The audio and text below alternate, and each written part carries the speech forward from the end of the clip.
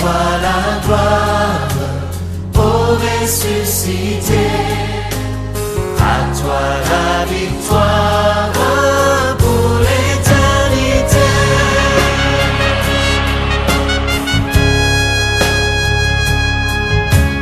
À toi la gloire, ô ressuscité. À toi la victoire.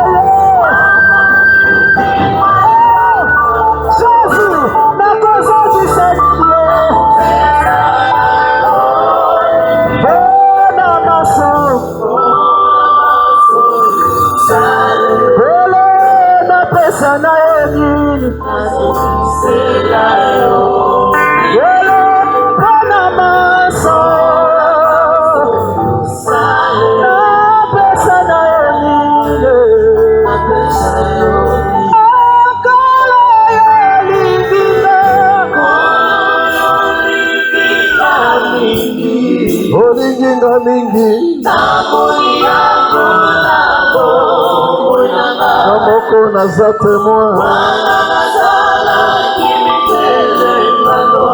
Olokoti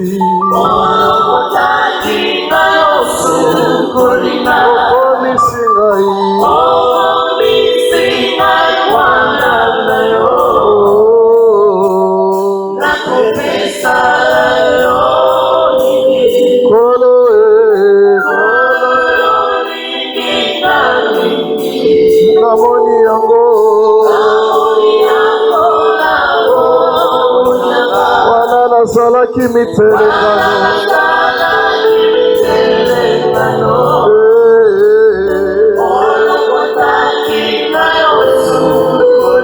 Okomisinga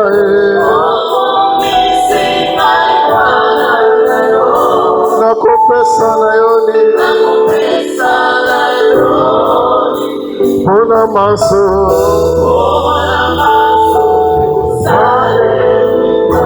Nazongisela yoni Pona maso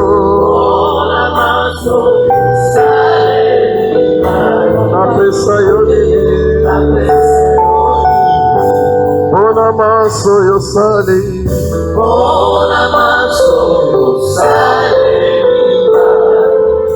Nazongisela yoni Yahweh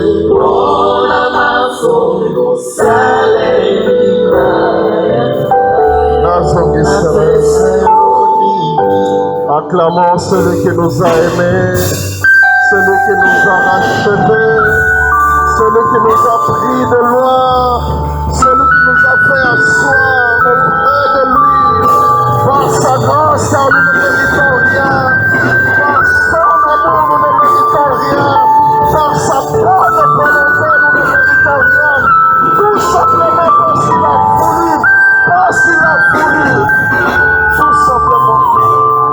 Tout simplement,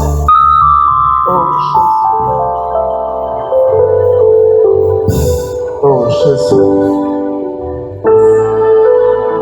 oh Jésus, Jésus, Jésus,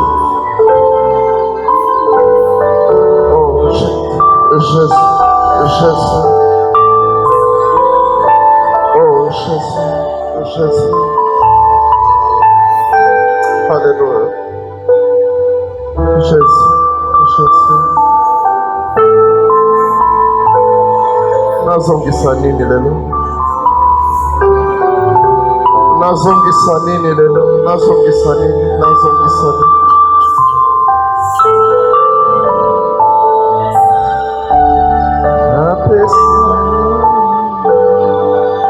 Seigneur, merci.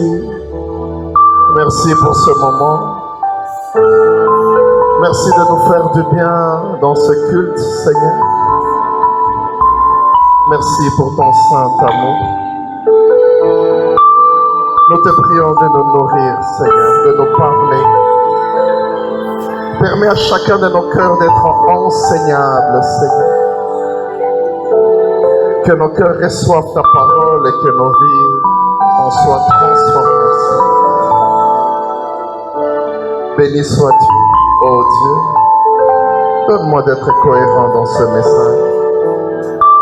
Donne-moi de dire ce qu'il faut et de ne pas ajouter, Seigneur. Béni sois-tu pour ton Esprit Saint que tu nous donnes ce matin. Merci infiniment. Au nom de Jésus. Amen. Amen, amen. Notre Dieu est merveilleux. Nous vous saluons tous au nom de notre précieux Seigneur Jésus-Christ. Amen, amen. Alors sans plus tarder, nous allons lire deux portions des Écritures. Nous sommes dans 1 Roi 11. 1 Roi 11. 1 Roi 11. Du 1er au 13e verset. 1 Roi 11 du 1er au 13e verset. Nous allons lire aussi Matthieu 26, 41. Matthieu 26, 41. Alléluia. 1 Roi 11, 1 à 13.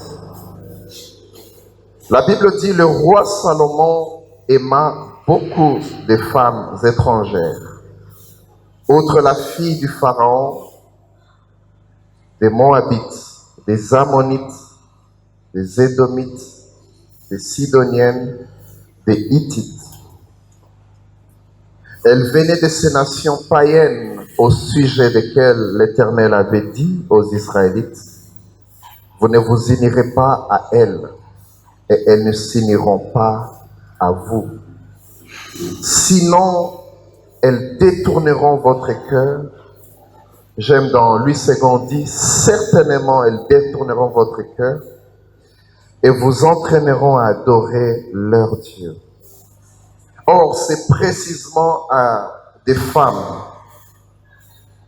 de ces nations-là que s'attacha Salomon, entraîné par l'amour. Il eut 700 épouses des rangs princiers et 300 épouses des seconds rangs. Et toutes ces femmes détournèrent son cœur. En effet, lorsque Salomon fut devenu vieux, ces femmes détournèrent son cœur vers les dieux étrangers, de sorte que son cœur n'appartint plus sans réserve ou totalement à l'Éternel son Dieu, à la différence de son père David. Ça, c'est la version Semeur. Il pratiqua, c'est terrible, il pratiqua le culte d'Astarté, la déesse des Sidoniens, et celui de Milcom, l'idole abominable des Ammonites. Il fit ce que l'Éternel considère comme mal, car il n'obéit pas pleinement à l'Éternel, comme l'avait fait son père.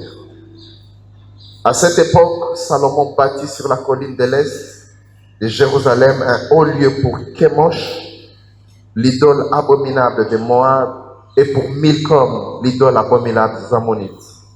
Il fit de même pour toutes ces femmes étrangères pour qu'elles puissent offrir des parfums et des sacrifices à leur Dieu. L'Éternel qui était apparu 2 fois à Salomon s'irrita contre lui parce que son cœur s'était détaché de l'Éternel, le Dieu d'Israël. Il lui avait pourtant donné des ordres sur ce point, lui défendant de s'attacher à des dieux étrangers. Mais Salomon désobéit aux ordres de l'Éternel. Alors l'Éternel lui dit, puisque tu t'es conduit ainsi et que tu n'as pas respecté mon alliance et les ordres que je t'avais donnés, je t'arracherai la royauté et je la donnerai à l'un de tes sujets. Toutefois, à cause de ton père David, je n'accomplirai pas cette menace de ton vivant, mais j'arracherai le royaume à ton fils. Encore, je ne lui enlèverai pas tous les royaumes, je lui laisserai une tribu à cause de mon serviteur David et à cause de Jérusalem, la ville que j'ai choisie. Matthieu 26, verset 41, nous allons lire juste un seul. Matthieu 26, 41, j'ai la version Semeur. Veillez et priez pour ne pas céder à la tentation. L'esprit de l'homme est plein de bonne volonté, dans la version lycéenne on dit bien disposé, mais la nature humaine ou la chair est bien faible. C'est à partir de ce tout dernier verset que je tire l'enseignement d'aujourd'hui. Et le thème que je vous propose, c'est l'esprit est disposé, mais la chair est faible. L'esprit est disposé, mais la chair est faible. C'est une très grande vérité que Jésus a annoncée à cette époque-là. Une vérité que nous devons connaître et assimiler. La chair ne se transformera jamais en bois, ni en métal. Alléluia. La chair ne se transformera jamais en bronze pour devenir rigide, pour changer de nature. Jésus nous prévient que notre chair sera toujours faible. Alléluia. C'est une donnée que nous devons avoir. Nous marchons avec une chair qui est faible. Ça veut dire une chair qui peut facilement basculer dans l'incontrôlable, dans l'inarrêtable. Nous devons le savoir. Lorsque nous marchons dans notre vie, nous devons savoir que la chair, l'enveloppe charnelle que nous avons, elle est faible. La Bible dit, qui peut mettre du feu sur son sein sans se brûler? Alléluia. Qui peut le faire parce que la chair a cette nature? Et Jésus ajoute une autre vérité en disant que l'esprit est disposé. Ça veut dire qu'il y a comme deux choses qui nous gèrent dans la vie. Un esprit qui est disposé. Voilà pourquoi même quand tu écoutes la parole de Dieu, au-dedans de toi, tu sens que c'est ça qui est la vérité. Mais comment se fait-il que tu te retrouves dans les contraires de ce que tu as accepté, de ce que tu as compris? Quand tu écoutes la parole de Dieu, tu dis Amen. Oui, c'est ça la vérité. Tu le ressens dedans de toi. Mais comment se fait-il qu'il t'arrive de te retrouver ailleurs, en train de faire des choses que toi-même tu ne te reconnais pas dedans? Tout simplement à cause de cette vérité. La chair est faible, mais l'esprit est bien disposé. Le tout premier passage que nous avons lu nous dépeint l'histoire d'un des grands rois d'Israël, Salomon. Son histoire nous parle d'un homme aux œuvres impressionnantes. Alléluia. Quand on parle de la richesse de Salomon, des fois on se pose la question, est-ce que cet homme a réellement existé? Quel niveau? J'étais en train de lire sur la nourriture qu'on préparait à la cour du roi chaque jour. On parle de 20 tonnes de farine, 20 tonnes. On parle des bœufs, on parle des animaux sauvages. Je m'imagine que la cuisine de Salomon devait ressembler à une industrie alimentaire. Parce qu'il fallait tuer tous ces bœufs, il fallait les préparer. J'imagine combien de gens il y a. On dit qu'au temps de Salomon, l'argent était devenu aussi vil, aussi moins important que les pierres. Quand on parle de sa renommée, là encore, c'est terrible. Quand on parle de cette dame, la reine des Saba, qui a fait tout un voyage de l'Éthiopie jusqu'en Israël, juste pour voir. Vous savez qu'il y a des gens, la Bible dit, il y a des gens qui venaient juste pour écouter Salomon. Les gens venaient avec de l'argent, de l'or, des cadeaux, des armes, plein de choses. Ils veulent juste voir cet homme d'honneur. Elle-même, quand elle arrive, elle voit tout ce qui se passe à la cour du roi. Elle dit, c'est qu'on m'avait raconté. Et ce que je vois, c'est terrible. Elle-même, elle dit, elle est impressionnée par l'habillement des travailleurs de Salomon. Moi, je me pose la question, quand tu es impressionné par l'habit des travailleurs, qu'en est-il du patron lui-même? Comment était-il habillé? Salomon, sa sagesse, il n'a pas reçu la sagesse dans les bouquins. Dieu lui-même a déposé sa sagesse en lui. Cet homme avait une connaissance terrible. La Bible dit qu'il a écrit sur les arbres, sur les poissons. À l'époque, je ne sais pas si les gens avaient des sous-marins pour aller sur l'eau. Comment connaissait-il ces choses? Il a écrit même sur les petits arbres qui sortaient dans les rochers des murs. Il a écrit sur ces arbres. Impressionnant dans sa connaissance, dans sa sagesse, et même dans son humilité. La Bible nous montre le jour où Dieu lui est apparu et lui dit, qu'est-ce que tu veux que je te donne? Il commence en disant, tu as donné la royauté à mon père. Et maintenant tu me donnes à moi. Qui peut gérer un peuple comme celui-ci si c'est de celui à qui tu as donné la sagesse? Donne-moi la sagesse. Il dit lui-même, afin que ce peuple, je l'enseigne comment marcher selon les biens et fuir les mal. Il dit, je suis encore jeune, je suis petit. Combien de gens, avec la richesse, la grandeur, se reconnaissent encore petits, se reconnaissent encore n'ayant pas ce qu'il faut? Combien? Alléluia. Combien de gens se reconnaissent encore ayant besoin de soutien, des conseils des gens, quand ils ont la richesse et la gloire? Vous savez, frères et sœurs, autant la vie de Salomon m'impressionne dans ses œuvres, dans sa vie, dans ce qu'il a fait, autant la fin de Salomon m'impressionne. On n'arrive pas à concilier le début de Salomon et la fin de Salomon. Et on peut se poser la question, comment a-t-il fini comme ça?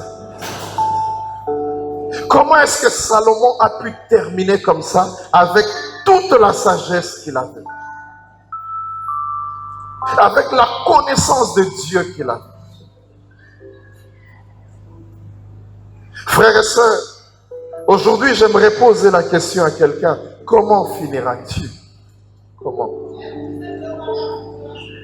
Quand tu vois ces hommes dans la Bible, ces femmes dans la Bible, une sœur aujourd'hui va penser à Ruth. Une sœur va penser à Esther, va penser à Déborah. Un frère va penser à Salomon, à Samson, à tous ces grands noms qu'il y a dans la Bible. Et se poser la question, comment tu finiras? Comment finiras-tu? Lorsque je vois l'image de Salomon, Salomon me fait penser à ces genres d'enfants qui naissent dans les familles chrétiennes. Papa et maman prient. Salomon, c'est le fils de David. Celui qu'on appelait le roi prophète. Celui qu'on appelait le chantre de Dieu. Et lorsque vous suivez Salomon lui-même parler de son père, vous vous rendez compte qu'il a connu le Dieu de son père. J'aime bien surtout dans 1 Roi 3 où la Bible dit, Salomon lui-même aimait Ça veut dire que ce n'était pas seulement ce genre d'enfant.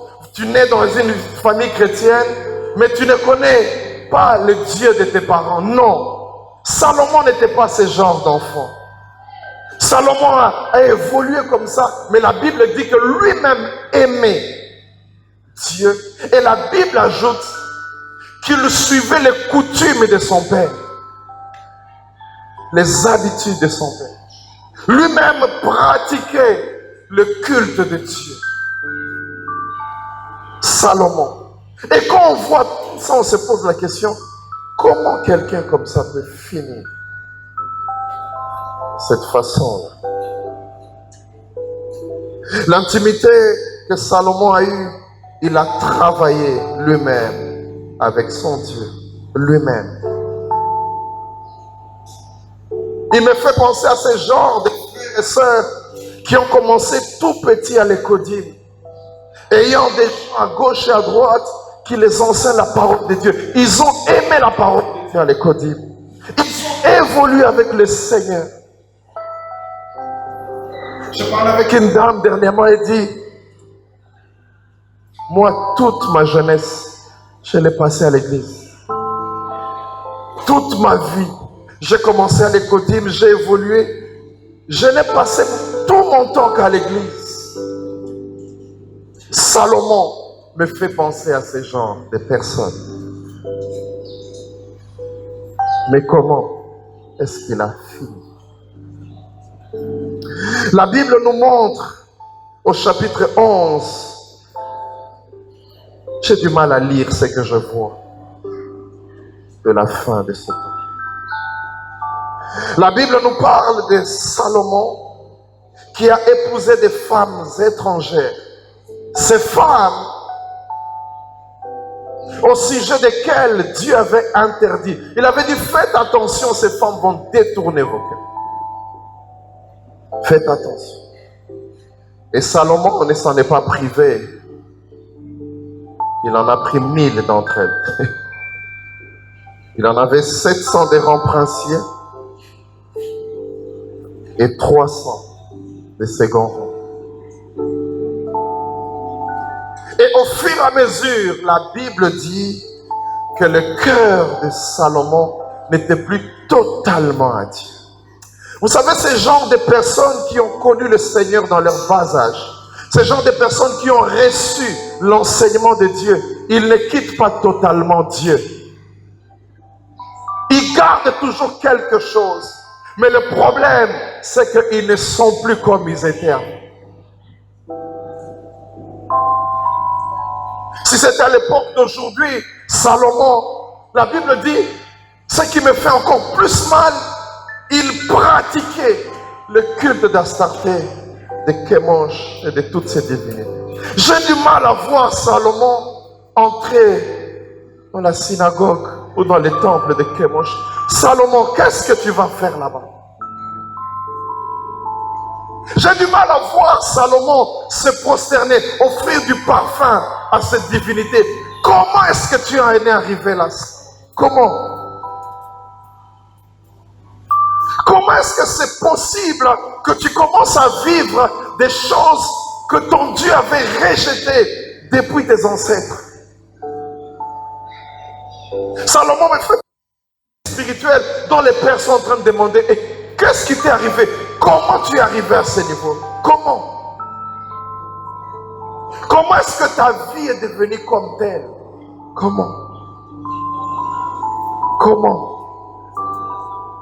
L'apôtre Paul parlant aux Galates, il dit, qui vous a ensorcelé?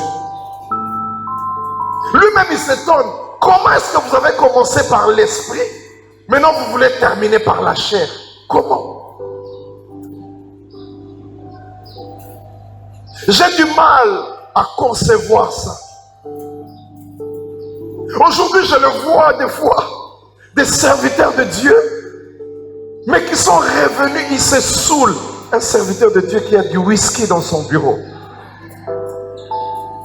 On se demande comment tu en es arrivé là? Comment tu es revenu à ces choses? Salomon t'a appris ces choses? Dans ma version, on dit, il a commencé à pratiquer le culte d'Astarté. C'était aujourd'hui, Salomon irait dans toutes les églises, puisqu'il a des femmes dans toutes les églises. Ce dimanche, on le voit chez les kimbanguistes.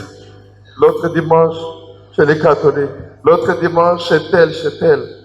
Je donne juste un exemple, je ne parle pas en comparaison d'Astarté et autres. Alléluia. On se demande, mais Salomon, qu'est-ce qui se passe? Je m'imagine qu'à un certain moment, Salomon s'est ressaisi et dit non, ce dimanche, je vais aller quand même prier le Dieu d'Israël. Mais le soir, il y a quelque part où je dois déposer de l'encens auprès de Astarté. Comment est-ce que tu en es arrivé là, Salomon? Salomon, il a même bâti des temples. Quelle est la manière la plus grande d'offrir à un Dieu si ce n'est bâtir un temple? Et la Bible parle que c'était en face de Jérusalem. Ça veut dire qu'il y avait le temple de Dieu, il y avait aussi le temple des autres. Et beaucoup vivent comme ça aujourd'hui. Vous savez, l'une des choses les plus malheureuses pour un chrétien, c'est d'arriver à un stade où tu es un pied dedans, un pied dehors. La Bible dit dans l'Apocalypse, puisque tu n'es ni chaud, ni froid, je te vomirai de ma bouche. Vous savez, l'image que j'ai de ça, c'est que à un certain moment, on ne vomit que ce qu'on a avalé. C'est-à-dire, à un certain moment, tu es entré dedans, mais tu n'as pas été compatible dedans. Dieu ne s'est pas senti à l'aise avec toi, parce que tu es un pied dedans, un pied dehors. Vous savez, quand on vomit, ça veut dire qu'il y a une compatibilité avec ce qu'on a mangé. Et pouf, vomit. Ça veut dire qu'à un certain moment, ça pouvait marcher. Mais non.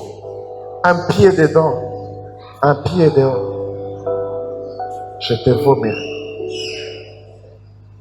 Et la Bible ajoute que celui qui se sanctifie continue à se sanctifier. Et la deuxième partie, on dit que celui qui se rend impur, qu'il continue à s'essuyer. Salomon, qu'est-ce qui t'est arrivé, Salomon? Toi qui as bien commencé, toi qui as appris les bases de la vie chrétienne, toi qui as connu le Seigneur, qu'est-ce qui t'est arrivé? Jésus nous donne la réponse. L'esprit est bien disposé, la chair est faible. Ce qui a tourné le cœur de Salomon, c'est tout simplement l'entourage qu'il a eu à avoir. Les femmes qu'il a épousées ont amené son cœur vers ces divinités. J'aime cette parole de la Bible qui dit « Ne vous y trompez pas ». Alléluia.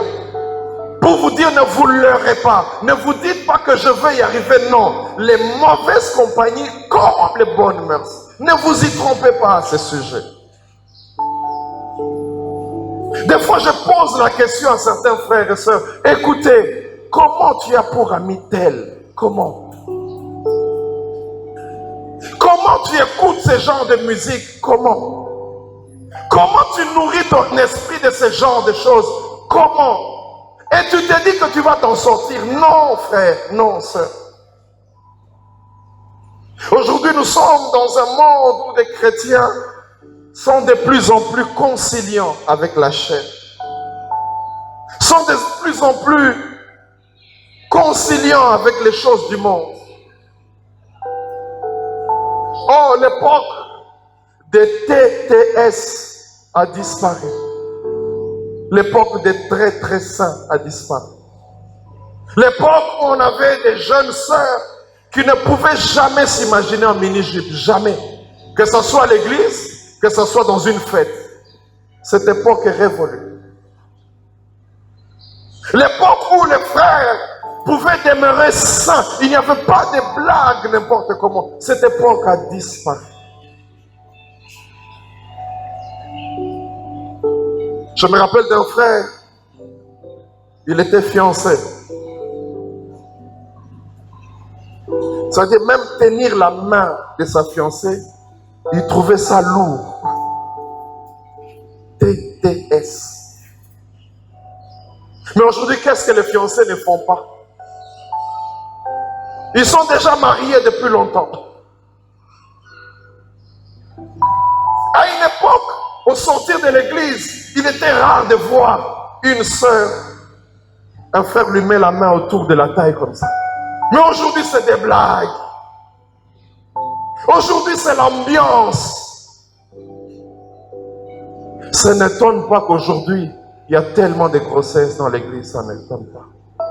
Ça n'étonne pas qu'aujourd'hui, des hommes et des femmes se retrouvent en train de faire des choses qu'ils ne pouvaient jamais imaginer.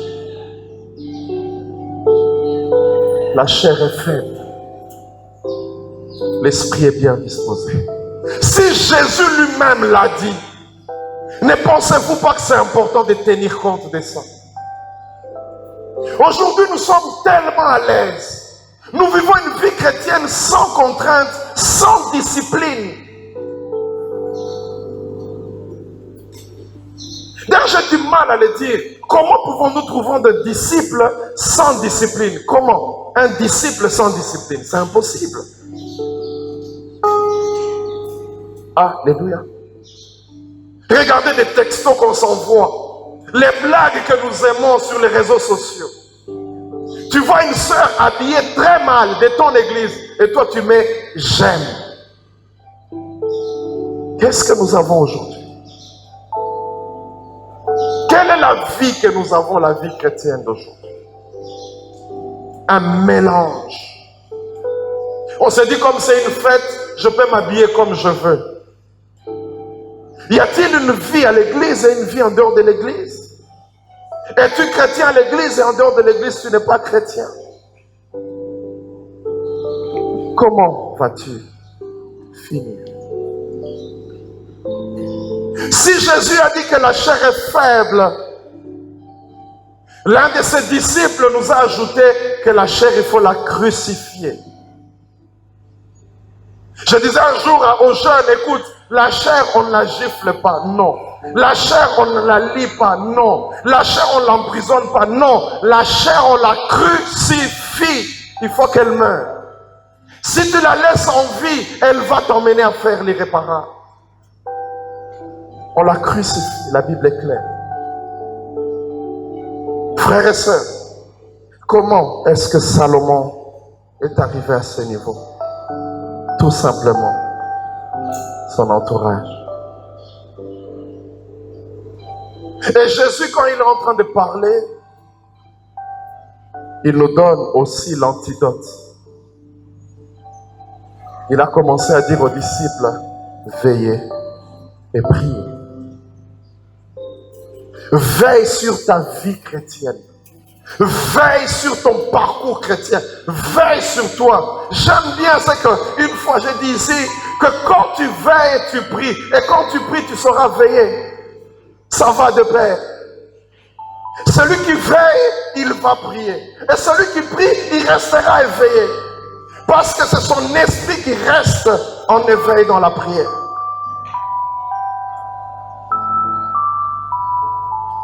Alléluia. Amen, amen. Il nous donne l'antidote. Veillons sur nous. Ne soyons pas légers dans notre façon de vivre. Alléluia. C'est comme ça que Salomon a atterri dans les temples d'Astarté. Dans ma version, j'ai mal parce qu'on dit il pratiquait. C'est-à-dire Salomon, comment il mondimi Astarté, mondimi. Il pratiquait. Quand il y avait des prières de pleine lune, des prières, je ne sais pas, pour Astarté, Salomon était là. On voyait le roi se prosterner. Il en est arrivé là. Tu peux aussi en arriver là, si tu ne fais pas attention. Peut-être que c'est le niveau que tu as déjà aujourd'hui. Peut-être c'est là que tu te retrouves. Tu avais commencé bien, un bon prédicateur, une bonne modératrice, un bon intercesseur, ayant une vie qui correspond à son appel. Mais aujourd'hui, où est-ce que tu en es? Ce matin, j'ai à cœur d'appeler tous ces blessés de guerre, toutes ces personnes que Dieu avait appelées, mais aujourd'hui ne sont plus à l'endroit où Dieu les avait appelées. Aujourd'hui, j'ai à cœur de dire à ceux-là, vous avez commencé par l'esprit. Où est-ce que vous en êtes aujourd'hui? Où est-ce que vous en êtes? Là où vous connaissez, là où vous habitiez avant, Botika réputation qui toko. On parlait de vous en termes de ça. Mais aujourd'hui, qu'est-ce que vous êtes devenus? Quand les gens viennent de là où vous étiez, on dit, ah, est-ce que tu connais tel frère? Est-ce que tu connais telle soeur? Quand cette personne chantait, je sentais comme la chair de poule. Quand cette personne prêchait, mais aujourd'hui, qui est-ce que tu es devenu? Est-ce que tu es maintenant chez Astarté, chez Kemosh? Quelle est ta vie aujourd'hui? Mon frère et ma soeur, pendant tout mon parcours scolaire, primaire, humanité surtout, j'étais toujours parmi les premiers. Alléluia.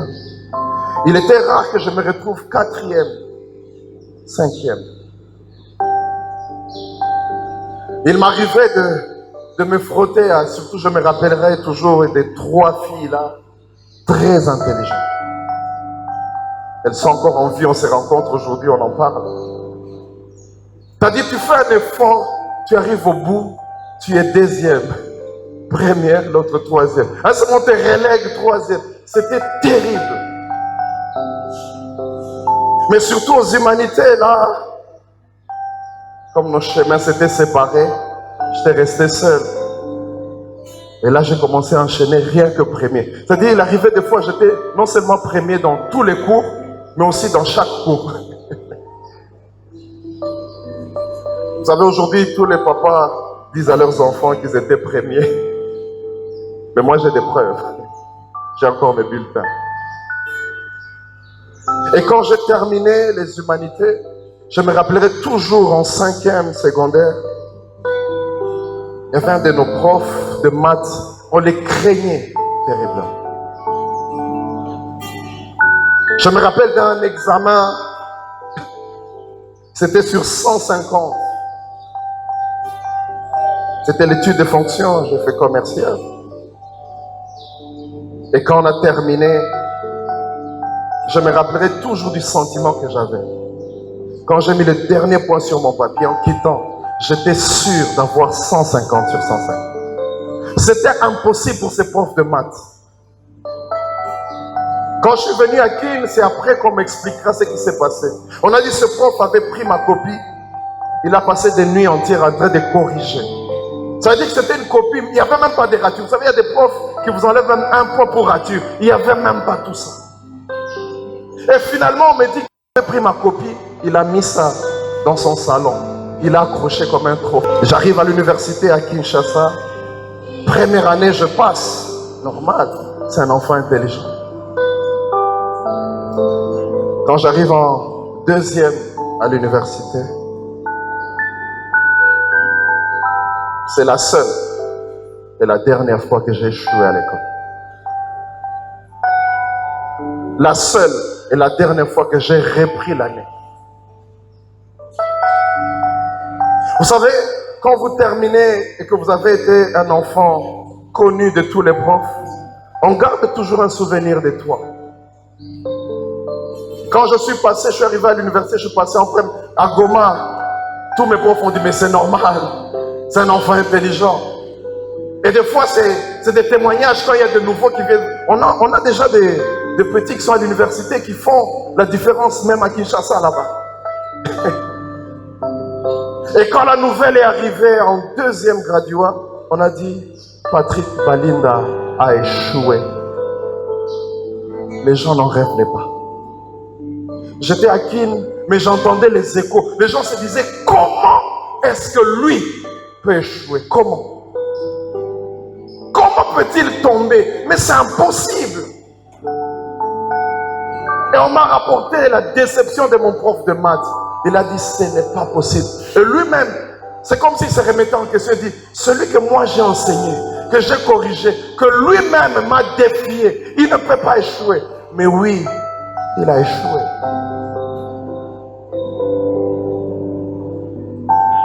Qu'est-ce qui s'est passé pour que j'échoue? La Bible dit, ce que tu auras sémé, c'est ce que tu moissonneras. À cette époque, on habitait à ma campagne. J'ai commencé à côtoyer certains amis qui ne connaissaient pas le Seigneur. Il m'est arrivé des jours où je me suis retrouvé dans un bar et ils prenaient la bière, moi je prenais le sucré. Mais je suis quand même dans les bars. Je me persuadais que non, c'est seulement une simple amitié. Non, j'étais en train de partir. On pouvait être comme ça les samedis soirs, mais le dimanche, je monte à la borne, je vais prier à la borne. Mais hier, j'étais où? Avec des amis païens dans un bar. Et des fois, quand je regarde, Dieu m'a aidé. Il y a des moments où j'allais commettre l'irréparable. C'était des amis qui n'étudiaient pas. Tous étaient des enfants de riches. Ça veut dire qu'ils avaient tout ce qu'ils voulaient. Ils n'allaient jamais à l'école. Et quand ils allaient à l'école, c'était pour rester dehors ou faire l'école buissonnière.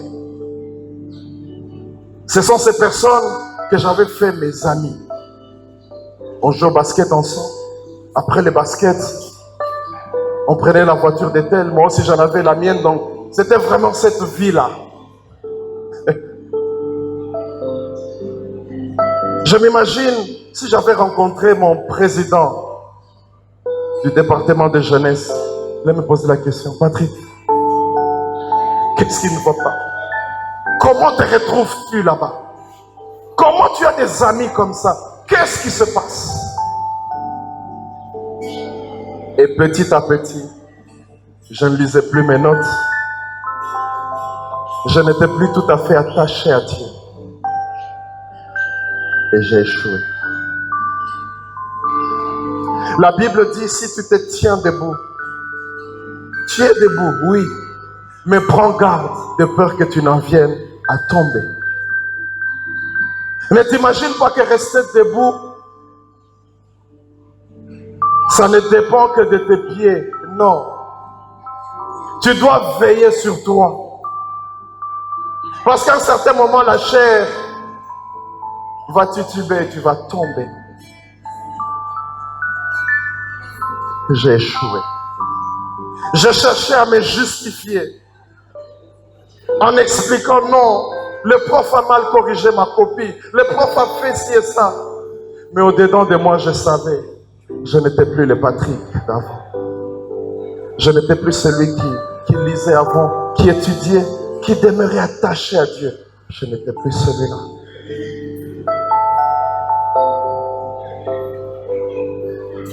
Et quand le Saint-Esprit m'a convaincu de ces choses, je voyais la personne qui s'occupait de moi, qui payait mon minerval. Cette personne était déçue. C'est l'image que tu renvoies aux gens, des fois. Quand ils te voient, ils se disent, comment ce garçon se retrouve dans ça? Comment ce frère, comment ce pasteur se retrouve dans ça? Comment ce prophète? Il y a des moments, c'est comme une nostalgie. On regarde tes débuts, on regarde comment tu nous as influencés, comment tu nous as parlé. Mais on s'est dit, comment il peut tomber comme ça? Et ça fait très mal. Cette dame, elle était vraiment déçue. Elle ne pouvait pas s'imaginer Patrick arriver à cette heure. Un jour, je suis allé voir cette dame, je lui ai dit, je sais que tu es déçu de mon comportement. Je te demande pardon. Je veux m'améliorer. Et depuis ce jour-là, j'ai changé de cap. Alléluia. C'est ce que je demande à quelqu'un ce matin. Tu te justifies trop. Certains historiens disent que si Salomon épousait des filles, c'est parce qu'à l'époque, il y avait certaines coutumes. Pour faire la paix, pour avoir des liens forts entre nations, il fallait épouser la fille du roi de cette nation. Oui, il pouvait se cacher derrière ça, mais son corps aimait les femmes. Des fois, nous nous justifions, on commence à dire des choses. Non, le temps de justification est passé. Tu as perdu tellement de temps. Le temps est venu que tu commences à reconsidérer tes anciennes voies. Il y a une chose que Dieu dit à une église, c'est vraiment terrible. Il dit, ce que j'ai contre toi, c'est que tu as perdu ton premier amour. Ça veut dire que tu n'as plus le même zèle qu'avant. Ton premier amour n'est plus. Tu n'es plus celui qui, quand il servait Dieu, c'était avec crainte et tremblement. Tu commences à t'habituer à Dieu. Salomon n'a pas quitté totalement Dieu, mais il n'était pas non plus totalement à Dieu. Il était comme les Quinois disent, Keba, Keba. Un jour, on nous a démontré en disant, il y a des chrétiens qu'on appelle des chrétiens chauves-souris. On ne sait pas si c'est un oiseau, un ovipare ou un mammifère. Il a les deux à la fois. Vous imaginez un oiseau qui voit mieux la nuit, qui ne sort que la nuit. Alléluia. Ce matin, j'ai à cœur d'appeler ces hommes et ces femmes. Est-ce que tu reconnais que tu n'es plus ce que tu étais? Aujourd'hui, il y a quelqu'un qui est peut-être debout, il se dit, ça ne me concerne pas. Écoute, la Bible dit, ces choses leur sont arrivées. Et elles ont été mises par écrit pour nous servir de leçons aujourd'hui. Toi qui te tiens debout, tu as besoin de prier, demander à Dieu, Seigneur, je veux rester avec toi. Je veux rester avec toi. J'ai eu à cœur d'appeler ces enfants qui ont commencé à l'écodine, d'appeler ces frères et sœurs qui ont commencé avec les enseignements des bases, qui ont eu une base, qui ont évolué avec Dieu, mais qui ne le sont plus aujourd'hui. Comment vas-tu finir? Nous baissons nos têtes. Maman Dieu va venir. Oh, Jésus.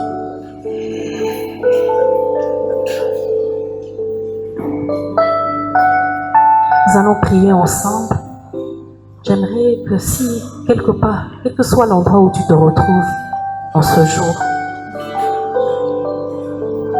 tu as entendu cette parole et tu te dis simplement, Alimina Zonga, je veux rentrer, je veux reconsidérer mes voies. Nous allons prier.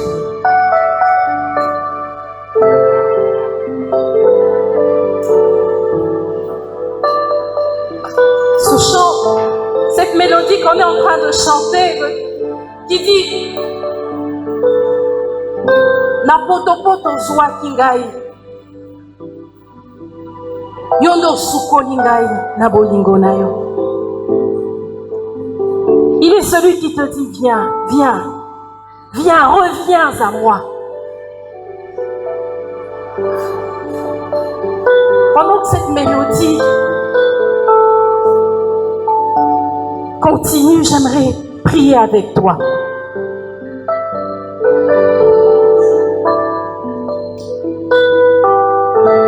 Seigneur mon Dieu, je viens en ce moment recommander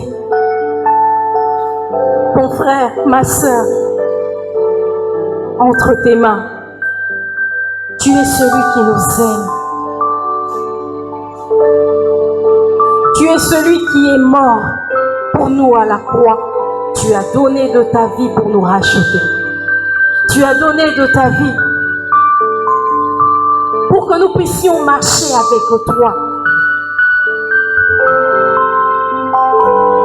Mon frère, ma soeur a reconnu qu'il est tombé. Je viens le recommander entre tes mains, Seigneur. S'il te plaît, relève. Que ton amour puisse emmener encore quelqu'un à s'attacher à toi, à se donner à toi, à aller de l'avant, Seigneur. Merci car tu es bon.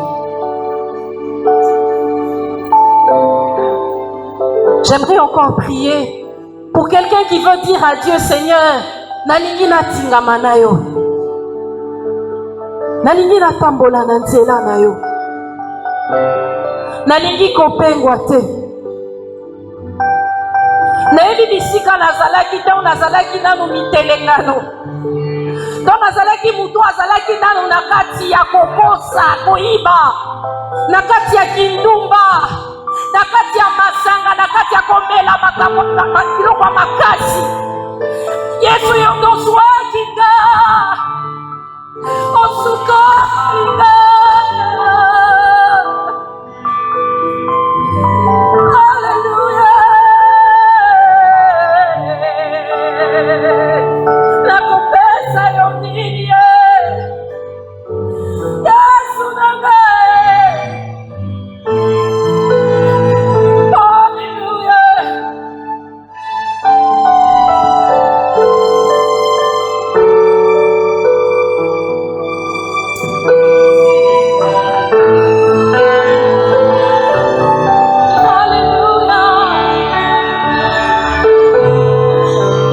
Tu peux chanter ce chant et dire ça y est, kolo yolingi gamingi.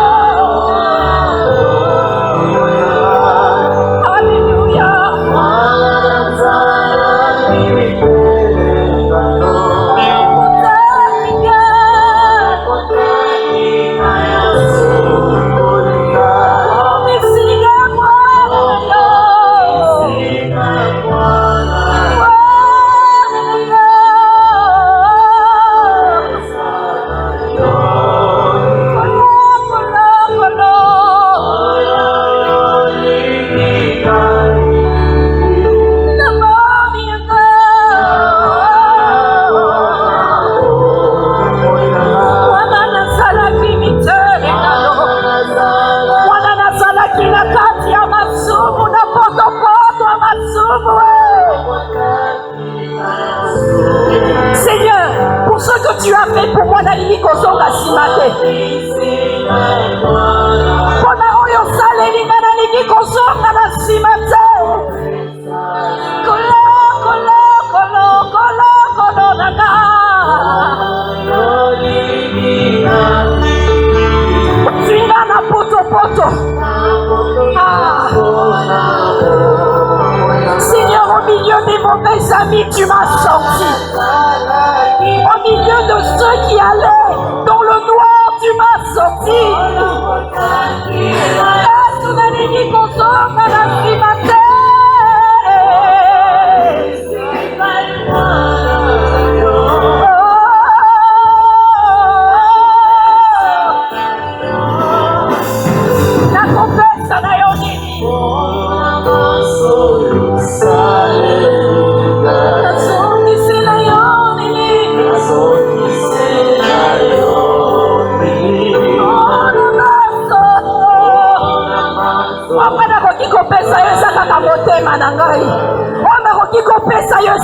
bomoi nanga.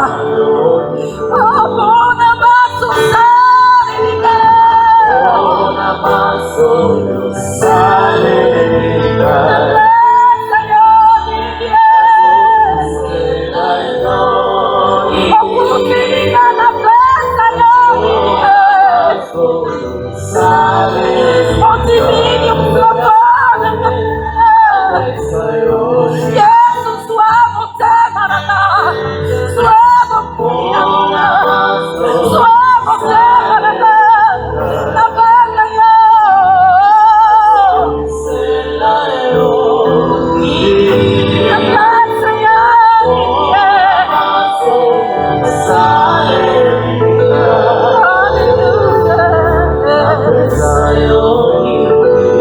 Seigneur, c'est notre prière ce jour. Seigneur, ce qui faut mettre à la bomoinanga. Na bakamarada mabe oyo ngolanga. Bizaleli oyo mboma kati na ngai. Nakosonga na nsima te Yesu. Oh Jésus, c'est ça ma prière. Restez fidèle. Continuez jusqu'à la fin. Marchez pour remporter. Gagnez le prix. Marchez dans la justice, la vérité. Nous te disons simplement merci. Reçois toute la gloire. Au nom de Jésus. Amen.